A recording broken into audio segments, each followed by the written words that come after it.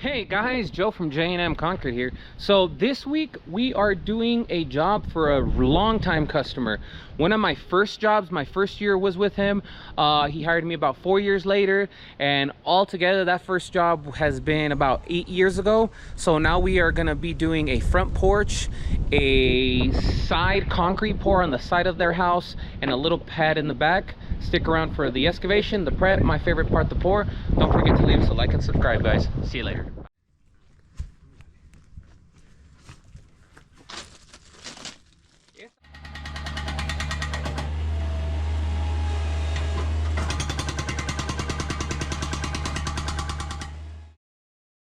Boy, am I glad to always have the MT100.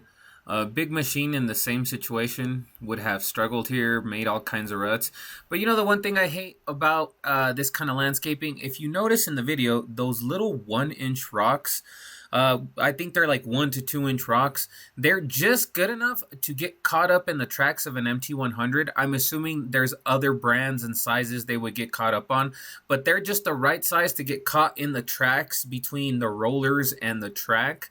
And then you'll randomly be going forward or backwards and they'll get jammed up there. Now, the Bobcat is strong enough to snap them and break them, but you have to deal with the random, you're going forward and then the rock gets lodged that you picked up while you were there, and then you turn randomly and it kind of sucks. So 1 to 2 inch rock landscaping really is annoying when you're in a Bobcat and turning around and stuff. But either way, I figured it out. It wasn't a whole bunch. This went pretty easily since it was in the front of the house. No matter how difficult something is, if it's in the front of the house, to me, it's pretty simple since I can just roll off into the street. But pretty straightforward. We got a road base in here, got it knocked out. There was like 6 to 7 inches of it, so this won't go anywhere anytime soon.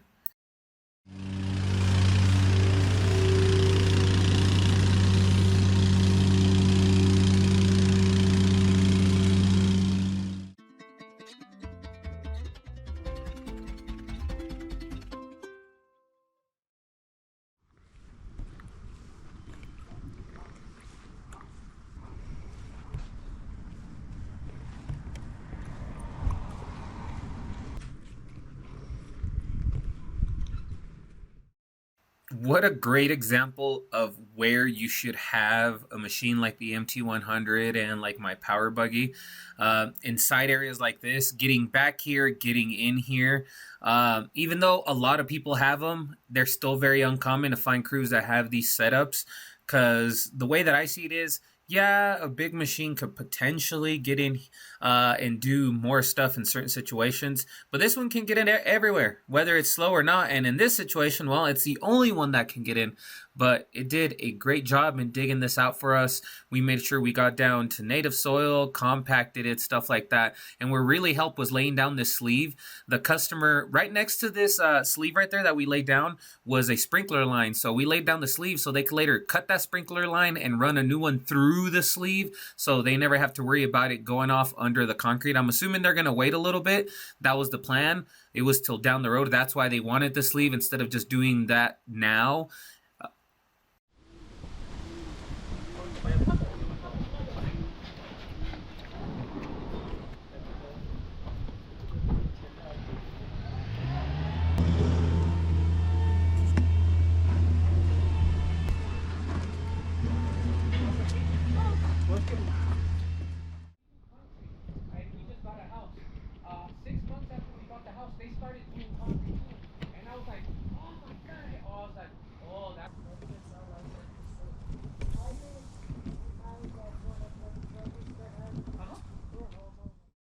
I've always thought it was so funny how even a little piece like this has every single step like a big piece. Set rods, set boards, get levels, lay road base, compact existing, compact road base, and lay down the rebar, just like any big slab, even though it's small.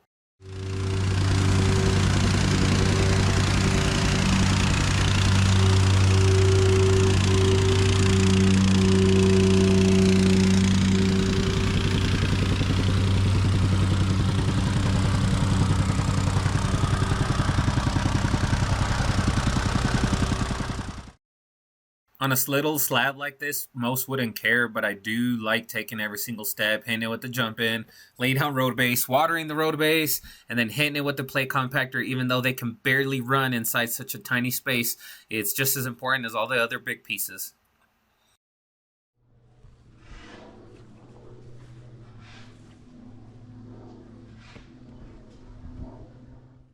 One of my favorite things now is that my wife can lay down rebar without me having to observe, inspect, give my opinion on anything. This is her doing it with one of her helpers slash one of my family members, but there, look at them kick butt.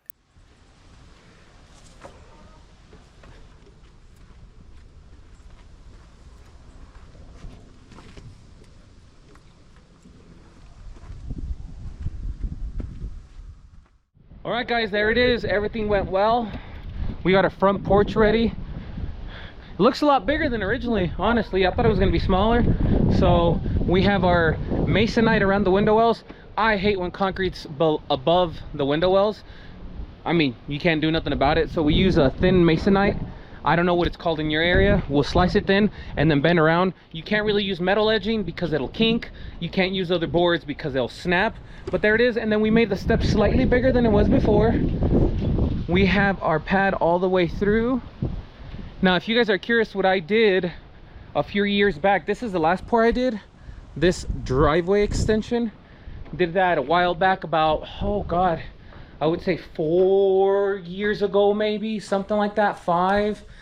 And then let's take a look. So this wasn't done by us. This was done improperly, which led to us getting hired the first time. We're also doing this little square here. He just wanted to fill it in. First job I ever did for this customer was this little pad, guys. Check that out. Under the shed in here, we did that little pad. I think we did it with Sacrete. I'm not certain. I think we ordered it. I'm not 100. I don't remember, to be honest. But here's the other one that we're doing. We're doing the whole side here. I know throughout the video, all you guys can see is this angle, but let's walk over here. So first of all, there's a sprinkler line right under this form right here. So what I did, I had to raise this up a little bit, ramp it up like an inch or two, and then go flat because I wanted more road base between the bottom of the concrete and that sprinkler line. And we actually left a sleeve in there because they're actually going to rerun a sprinkler line down the road. But here it is, guys. Customer's going to concrete all this in. It's going to be really, really clean. Check it out. We're going to pour this in that little square I just showed you tomorrow. And then the day after that, we're doing the front porch. All right, guys. See you tomorrow at the pour. It's getting hot in Colorado. Bye-bye.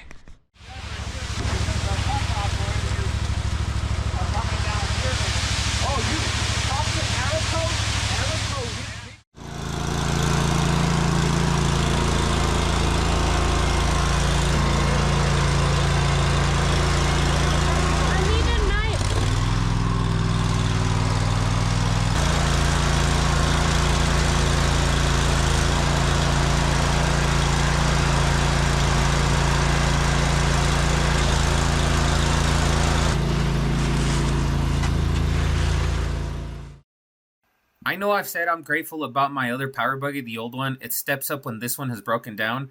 But on a pour like this, being able to just pivot that dump bucket a few degrees to the right and to the left made a pour like this way easier, just so I wouldn't make a mess up against the fence.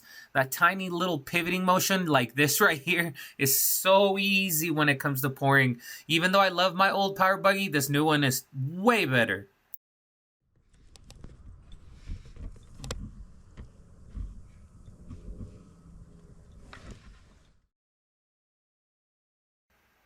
I don't normally like to be lazy, but when the situation calls for it, like in this video, where two guys are already crowding each other, it was nice just to sit here and watch the guys work, answer any questions, grab things they needed, just to sit in the shade and watch the project get done on this sidewalk slash side concrete. Hey guys, pour went well. We poured at 7 in the morning. I was going to pour 6:30, but I didn't want to be mean to neighbors, so we wait till 7. There it is. We poured 4,500. We poured about a 5 slump. It's basically a giant sidewalk, but access makes it a little hard. I had 2 guys coming down here. I actually just got to sit on my butt right here most of the time. We were checking levels all the way. Here's the first pad I poured when the customer hired me. There's that little pad that does kind of actually a ramp up because the yard is doing that. We're pouring again tomorrow in the front. Now you might say, hey, why didn't you pour it all at once? I see crews online on YouTube especially do big pours. You split focus and little details get missed, and then you're dealing with it, and maybe we're not good enough or maybe we're not big enough. But splitting something like this into this pour with the pair of finishers and then a pour in the front keeps them a little busy. Yes, I make a little less money, but everyone gets a little work. It's super slow right now, but the job comes out really good because I get to look at every single detail. There it is, guys. See you tomorrow. Bye bye.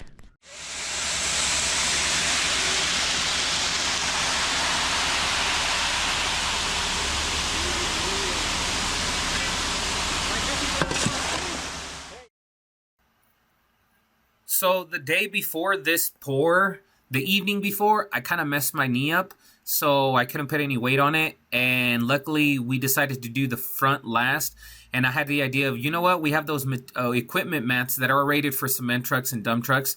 Let's back up the cement truck right up to this pour, and I won't have to run the power buggy since I really couldn't at the time.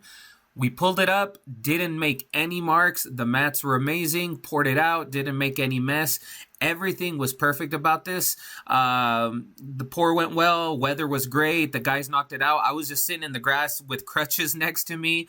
But by the time I recorded this voice, we figured it out. I'm doing a little bit better. I can actually walk without crutches, so I'm happy. Hey guys, Joe from J&M Concrete here. So pour went well. We pulled the truck right up on the porch, which was awesome. We poured 4,500 at 7 in the morning, microfiber. Came out really, really nice. The guys knocked it out. You might notice in the video I was nowhere to be found because guess what? I train martial arts, MMA, Jiu-Jitsu, Muay Thai, and I blew my knee out. I'm getting old. So I might not be very active for the next couple of weeks in the next couple of videos. I hope I can just stand on it eventually so I can at least help out with the machines and stuff. But either way, thanks for stopping by. Don't forget to leave us a like and subscribe, guys. Stick around for next week's video. We are doing a front porch with the driveway. Unless I'm like still really hurt, this happened yesterday, unless I'm still feeling bad, then I might just cancel that job, move it or somewhere, or tell the customer, hey, you might have to hire someone else. But I hope we can do it. Either way, guys, see you next week. Thanks for stopping by. Bye So blooper time, guys. Always trust your first instinct when you do something. Don't question yourself. This form that we're moving right here, everything about this job in every way was perfect. All the angles are right, joints were cuts right, levels were right. But here we moved this form in 1.5 inches. After the pour was done, everything we were cleaning up, I noticed it was a bit too much. This side of the step was slightly crooked. Everything else is perfect. But yeah, we're not perfect. We make mistakes. Not a big deal, but there it is.